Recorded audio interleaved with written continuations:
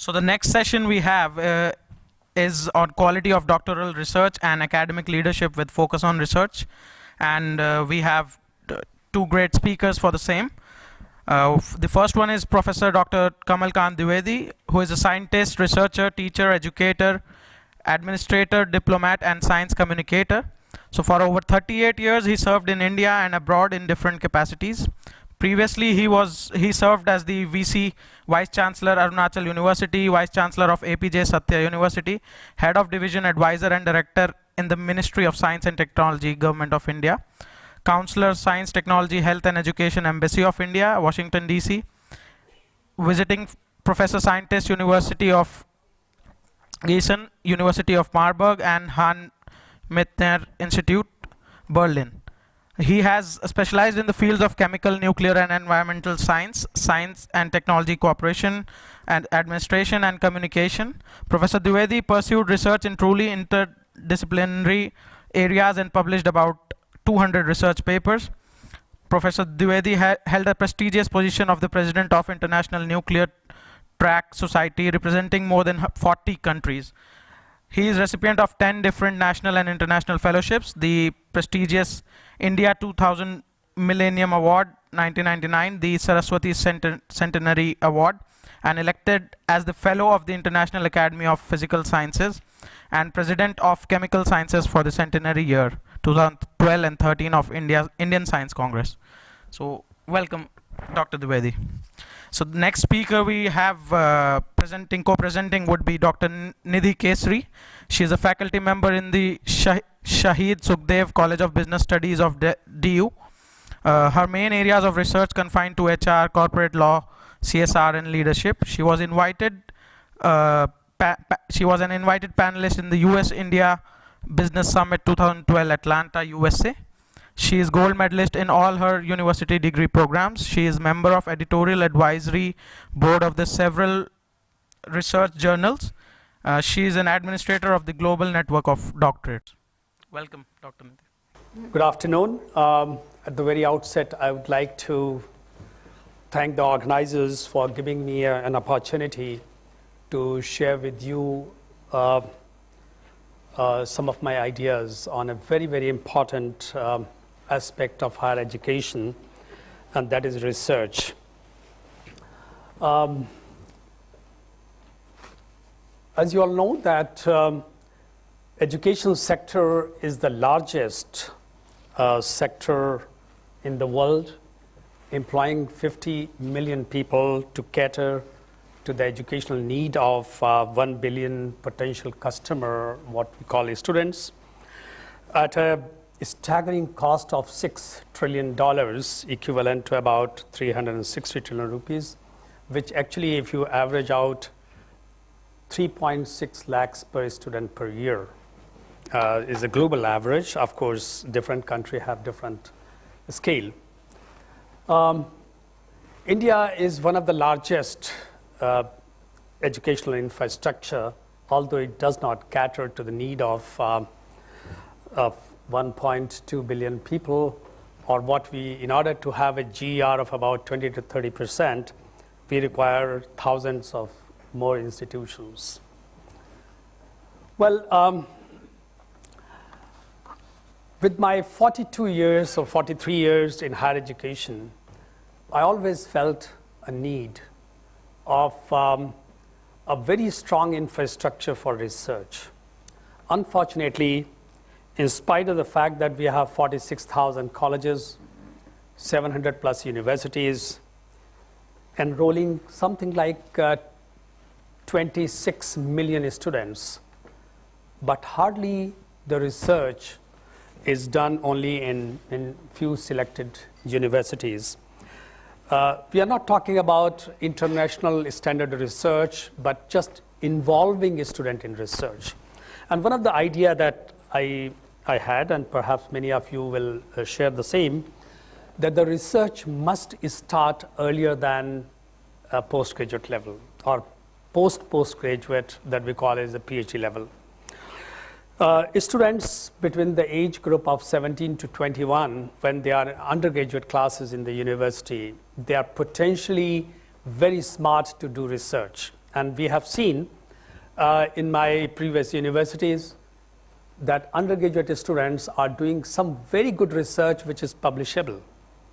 So we deprive undergraduate research in our country, thereby we actually deprive about 120 million young minds, keeping them away from the research. If you see the international data, India stands at on a very low in the list of having number of scientists and PhD holders, which amounts to something like 200 to 250 per million population, as compared to 3,000 plus in most of the OECD countries. Having said this, I thought that the PhD program in our country, which used to have a lot of shine, and if you, let's say 40 years before, if you meet some doctorates, some PhD holders, you always really feel so obliged to meet and feel so great that you met a very knowledgeable person. Not that India has actually increased the number of doctorates per year, but also the quality, at least in my perception, the quality has gone down, and thereby the social recognition as well as the employability of these doctorates have gone down. Where we went wrong?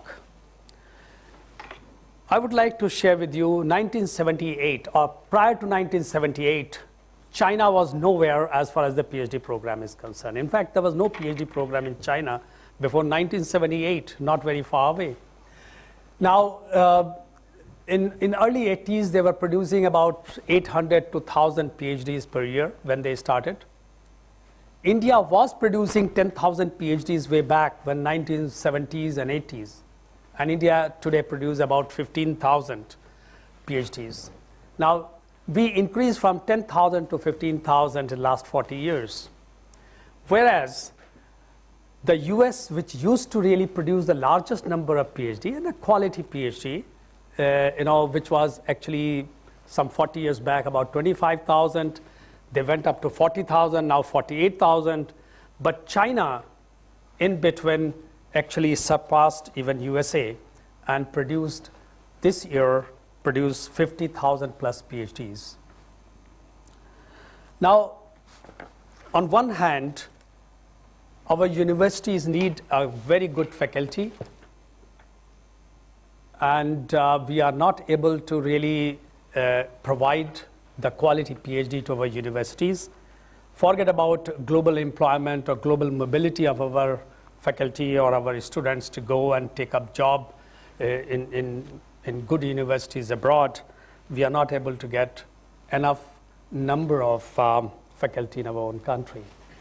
So about 3 years back, I thought of doing something in this regard. So we thought to first create a network of doctorates, which some of my friends told is a very crazy idea. Nobody will come because doctorates never come along. But I think this proved wrong, because today we have more than 2,300 members of this network from 55 countries, and we are getting very good discussions and conversations on how to improve the quality of research. I was helped by Dr. Nidhi. She has been engaged into this and a contact person. Now, the purpose of creating this global network of doctorates is not to glorify ourselves, but rededicate ourselves to the quality of research. You all know that UGC has been pondering on this issue, how to improve the quality. They brought out new regulations. And time to time, they also bring out certain directives for the university for appointment of faculty. The NET examination system, which is very unique to India. No other country actually has NET in order to appoint faculty positions. But we had, primarily with the idea that after NET qualification, they must go for PhD. But when you make NET as an essential qualification and PhD is not an essential qualification, people after clearing their NET are not really sincere and serious to do research in the university. So the research culture somewhere got adversely affected by introduction of net. Net type of exam is absolutely important, primarily in order to filter the talented faculty as compared to average faculty. Coming back to this doctorates group, within this, we actually have a lot of activity, and we decided that, in fact, let me just share with you this main objective of launching this group is to share a major responsibility of generation and dissemination of knowledge, and to steer our knowledge society towards prosperity and high quality of life. The members are also committed to ensure very high standard of doctoral research across the discipline. And we have, this is the home page. There are certain polls that we had, and most of the people actually shared their views. And one of the view was that the key to the high quality of PhD in the hands of the research supervisor, and majority of them, quite a, what was the percentage? About 88% of the people actually agreed that research supervisor is solely responsible for the quality of PhD. The other poll was that, do you think that standard of PhD degree is declining? There again, the majority of people, 91% actually felt that yes, it is declining. I also asked one question, would you think a research degree shall be mandatory requirement for the faculty position in the university? I personally feel that the university is not simply a teaching institutions. It is the knowledge generation and dissemination. Generation is through research, dissemination is through effective teaching. Those universities where knowledge is not generated or research is not done are not going to really take us far because or make us more competitive globally. There again, majority of them, 71% said that PhD degree shall be essential. One very interesting question which I asked, and I would like to share this. All the members of our group are doctorates, and most believe that very substandard PhDs are produced. Just to prove or disprove this, you please evaluate your own PhD. Where do you rate your own PhD? Now, 23% said outstanding, 37 says very good, 6% good, but there are people, those who honestly said, about 20% said that their PhD is substandard. They accept it. And if you see, group this, something like, 2 in 5 are believing that their PhD is substandard. Okay, this is the background.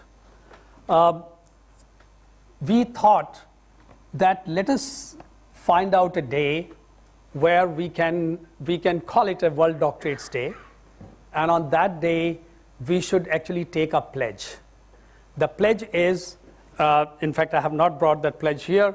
The pledge says that we will never compromise on the quality of PhD which we guide, and as a research scholar we will also not compromise on standards of the work that I do. The plagiarism and other kinds of cut-paste kind of PhD has to be stopped once for all. So every 25th of August, we actually observe the World Doctorates Day. And I request all of you to, in your own institutions, you can start this movement. This has been covered last 3 years. We are doing this. In media, it is covered. The first World Doctorates Day we celebrated in 2012. Then 2013, I celebrated in this APJ Satya University, where some people from outside also came. Last year we celebrated at India International Center, that is the third, and it was on a little big scale. Now, before I close, as the time is too short, I would like to share with you my perception about what are the qualities of a good research guide. I have just listed few, but there are about 50 such properties or a quality that a guide should have. A good researcher is the one whose name appears in the subject index rather than the author index. Okay, this is the ultimate. I want that research supervisor should really graduate himself or herself to that. A research guide should possess his scholarship abilities, and his nature should vibrate with the unison with his own research domain. He should be free from bias and prejudices. A research guide should be self-motivated and accepted as an authority in his chosen field. He shall have a tendency to give his best and in plenty, and a research guide shall maintain optimum interactions with the student and supervise their work with keen interest. I have seen in my own institutions, even in IIT, where I got my PhD, IIT Kanpur, guide take n number of students and have no time for interactions. Okay, now you should take optimum number of students and then give sufficient time to them to interact and learn and progress. The qualities of a good research scholar, I believe that a research scholar largely attributes to his or her PhD work. Hence, the quality of research depends on the various qualities, attributes to the scholar. A research scholar must have sound knowledge of his subject. He should be passionate about it. He shall reflect his inquisitive mind. He should be intelligent, methodical, and hardworking. A research scholar should have a strong aptitude for the research, and he shall possess maturity, analytical ability, and flair for innovation. He shall exhibit a scholarship, patience, honesty, and integrity towards his work and profession. You all agree with me that there are certain factors which actually are responsible for decline in the PhD. Number one is the program is lengthy. It's not a time bound. It takes somewhere from 3 years to 5 years. I have also known some people, those who have done their doctorates in 17 years, especially in life sciences. When they monitor the crop, they require several years because the cycle is annual. No job security after PhD, lack of social recognition, inadequate infrastructure, ineffective supervision, and casual approach. Now, because of these, this might lead to what I call as a tragedy of the commons, because wrong research or false research lead to tragedy of the commons, and then the ethics that come in the picture.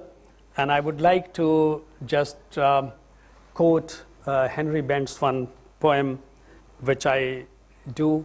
Science and human values is an art, maybe the two sides of the same thing, a Mobius twist of time merging one into the other. Science itself has a two-sided, one-sidedness.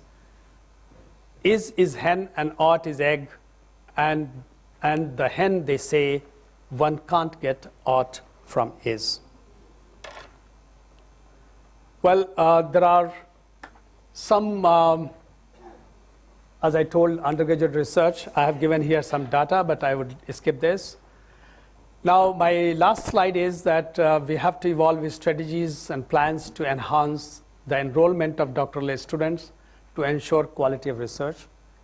See, we must really triple our output of the PhDs in our country.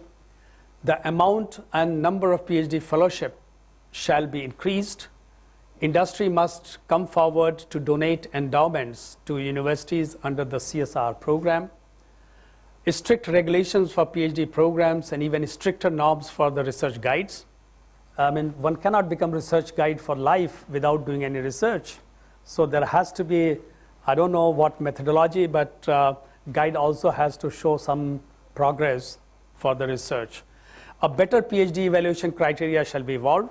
Modalities shall be worked out for attracting brighter minds to academics and to pursue doctorates, and National Register of Doctorates shall be established. Thank you very much. Good afternoon, everyone. Can you hear me? Yes. Okay. My name is Dr. Nidhi Kayseri, and I'm going to speak on academic leadership with focus on research. India has immense of opportunities in terms of higher education.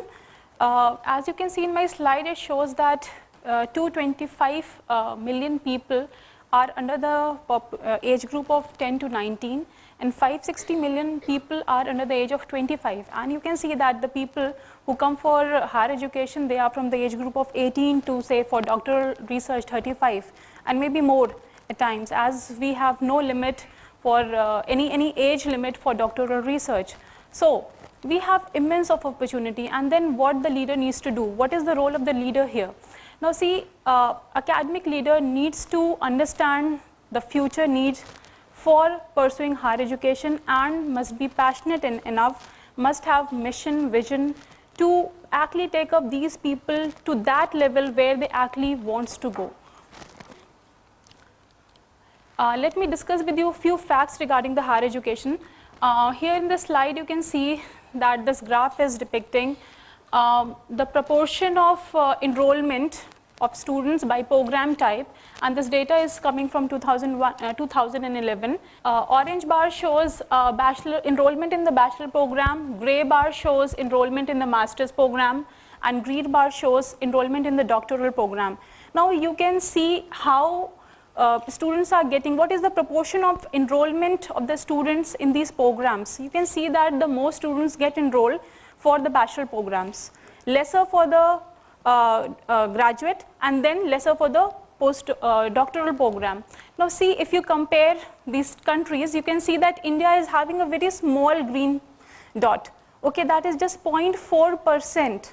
So all the students who get enrolled for graduate bachelor program and then postgraduate program, only 0.4% reach up to the PhD level. In comparison to India, if you see Sri Lanka, Japan, even Pakistan, Malaysia, these are the countries who have high rate of enrollments for PhD programs. So yes, we need to do a lot for these enrollments and for quality either. Many of the people generally say that quality is the only thing, but I believe that quality and quantity, on both the sides, we need to actually work hard so that we may report our presence in the world. Oops. Percentage of women leaders in top academic institution. What do you think? What is the proportion? Actually, the average is just the 12. So these data show the average is 12% women's participation, or the women's holding the higher positions in the academic institution. USA certainly is much ahead in the count, that is 22%, and then the graph falls. Austria, Switzerland, Japan, and Singapore are having none women representatives at the top positions, just the 0%. This is alarming. Isn't it alarming? Yes, I feel it is alarming. This data shows that women are not even getting higher positions in these countries. Are they not able to get higher education? Are they having some kind of other barriers? Or they are not having enough of skill, whatever the reasons are. But this situation is an alarming situation, and we need to cater this need of education for women also. What about India? India, the data is actually missing. I could not get the data for India. Female researchers as a percentage of all researchers by sector. It shows that green line shows all sectors, and higher education sector is represented by gray lines. And you can see that in India we are doing research, but research in all the sectors are more in comparison to research done in the higher education sector. Okay, in China it is almost the same. In Philippines, Thailand, and Malaysia, the graph shows that yes, female researchers are more doing research in higher education sector rather than in any other sector. Okay, so in all the sector, the proportion is actually very high in comparison to India. So India again needs to work hard for this. Okay, because there is immense of opportunity. Government is providing up the schemes. UGC is coming up with different scheme, different fellowship, different kinds of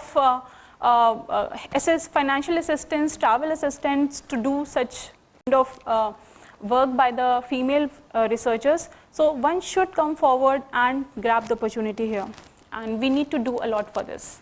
Now let me start the academic leadership because the topic on which I was about to speak was the academic leadership. So what an academic leader needs to do for this? Now see, as we have seen from the few of the past slides, that academic leadership is actually losing the focus, where we actually wanted to lead our students and the faculties as well in terms of the quality of education, in terms of the quantity of doctoral research and the quality again. So let's see what we need to do. I have developed a model which is known as NK leadership model, and these are the few points from that model itself. The first is attracting best minds into academics. Now see, in my earlier sessions also, I have talked about it in past also, and today also Dr. Sharma talked about attracting the best mind. That is the same thing he talked about. Attracting best minds into academics. Now what can be done for this? Now see, academic leader needs to encourage people who have best quality, has displayed excellence in the education. They should come to education. What happens in general? The mediocres come to the academics and all the creamy layer go for the corporate. Okay, so this is one thing which needs to be done. We have always talked about that we don't have good quality teachers in our academic institutes. Okay, don't talk about the numbers, but the quality only. Are we having good quality teachers? Yes, we do have, but we need more. And so we need to encourage people to come for the academics who are displaying good academic background. Yes, they should be encouraged. Second is leadership is independent of seniority. The way through which we rank the seniority is time-bound promotion, but it should be linked to the merit. Okay, when it comes to leadership, see, I'm not talking about the promotion system through which we actually become assistant professor, from assistant to associate and then to professor. Okay, I'm talking about the leadership.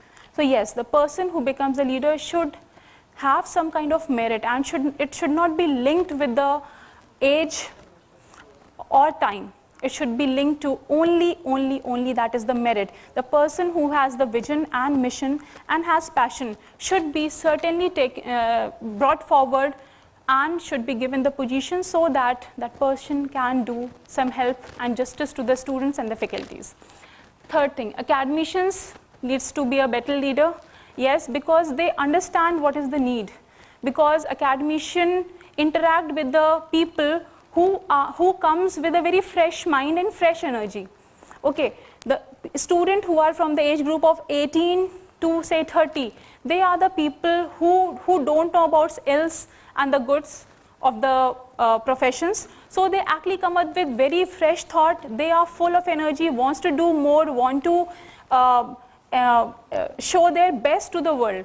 And so academicians can prove to be a very good leader in case they are able to motivate their students, even the faculties. Okay, if the head of the institution is not very much in favor of the faculty and not taking a decision in the best of the interest of the faculty, certainly that kind of institution will never run for long. Next is promote innovative education. We generally say and use the term innovation, innovative, and so on things. What is actually innovation? And are we promoting it? What I believe, to some extent, maybe no. Because when my student brings something different to me, I say, okay, this is not acceptable by me because this was not I was looking for. Okay, so whether I'm looking for innovation, am I promoting innovation? I'm giving them the environment for to develop something new and bring me something new? No, the answer is exactly no. I want to tell you a story. There is a short story of a girl who was in a school, preschool, and actually she was sketching something. And I learned this story, you know, maybe I read it somewhere or I just heard it, I don't even remember, but this story actually made difference in my life, in my thought process. So I'm actually sharing it with you. So the teacher said, okay, what are you actually sketching? So she said, ma'am, I'm sketching something. I want to make the picture of the God. So the teacher said, but no one knows how the God looks like. She said, ma'am, just wait for a few minutes and you will come to know about it. Okay, so she was trying to give shape to the God, the features of the God, by drawing or sketching a picture. So this is innovation. So are we letting students to innovate? Are we letting our teachers to innovate? Next, avoidance of gender imbalances. Gender imbalances, I showed you 2 slides which shows that there is gender imbalances, and maybe the government has realized it in India.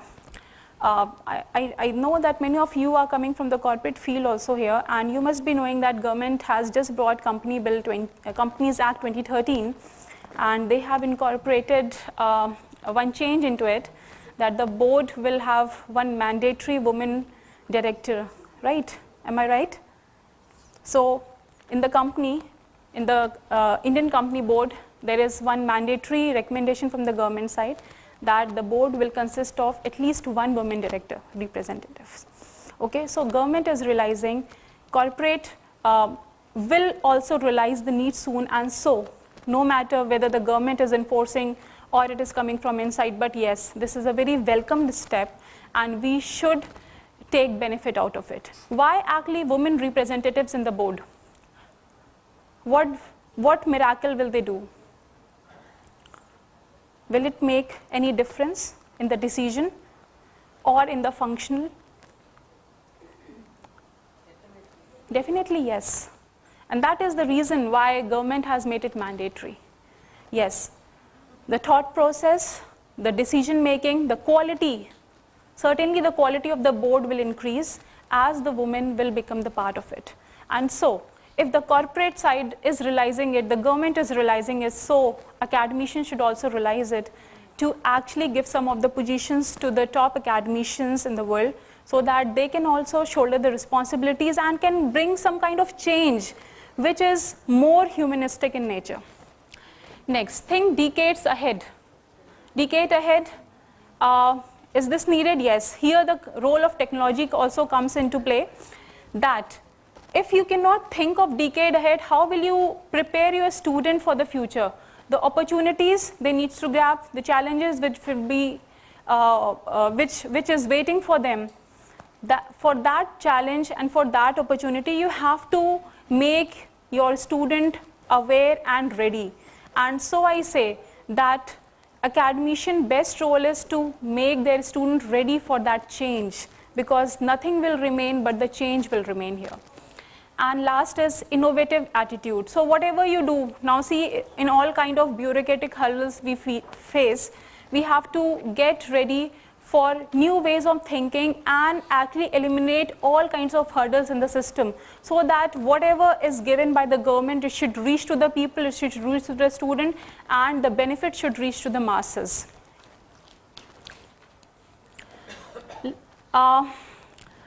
Right, wrong, and it depends. It shows that no matter what you do, nothing is effective unless you talk about ethical conduct. When I teach my students and I take up some case studies, see, I am teaching in a professional college where I teach business students who generally go soon after their graduation, they join some companies because there is some campus recruitment in my college. And when I take up case studies, what happens that they say, okay, ma'am, everything is fine, but then there is a dilemma. And the dilemma is what? That dilemma is this.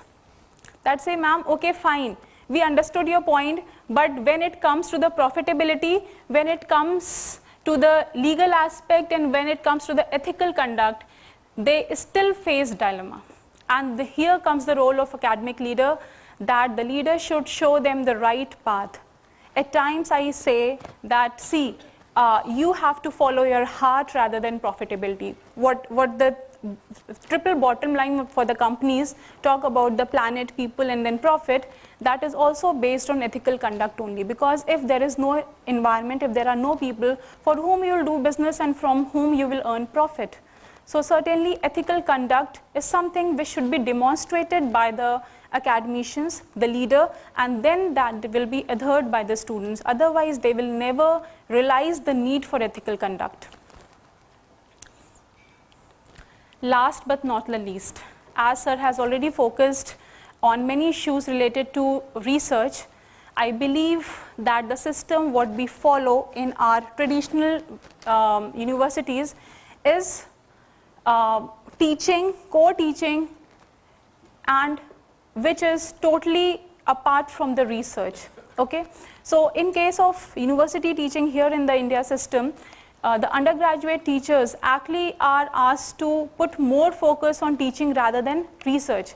And I believe that teaching goes in hand with the research. It goes hand in hand, and you cannot separate these two, because research actually brings the knowledge and teaching disseminate the knowledge.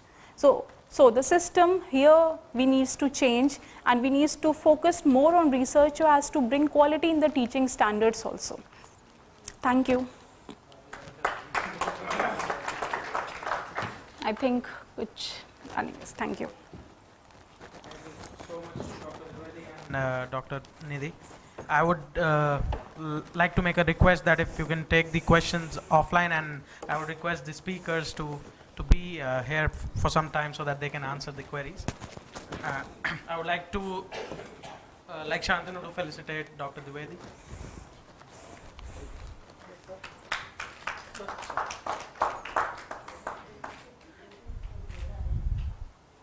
And also Dr. Nidhi. Thank you. Thank you.